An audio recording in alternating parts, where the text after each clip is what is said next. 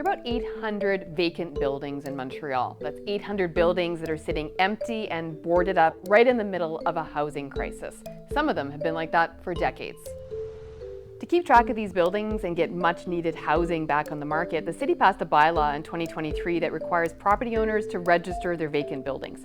But the registry is still not up and running, and there's no timeline as to when it will be. Well, it's a shame because, we're facing a housing crisis across the city of Montreal. The registry is intended to clarify who the building owners are, especially if it's a numbered company or if that owner lives overseas.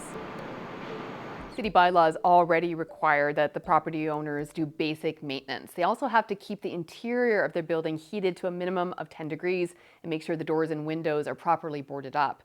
If they don't, and it's a heritage building, they could face fines as high as $250,000. Housing shortage aside, vacant buildings can also pose real safety risks to the neighborhood. They can attract squatters and are more likely to catch fire.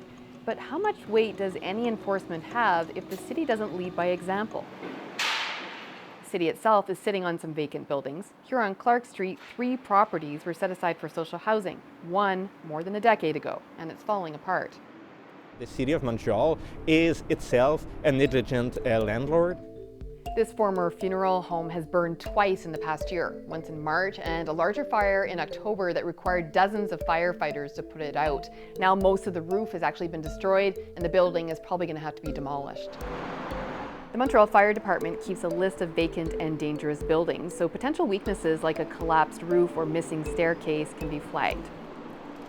When the bylaw was first announced last year, the firefighters union thought it was a positive step, if there was enforcement. I don't think the city of Montreal always has the agility to move fast. Ross also thinks certain elements of the bylaw may be difficult to enforce. Most of the vacant buildings he saw as a firefighter had no electricity.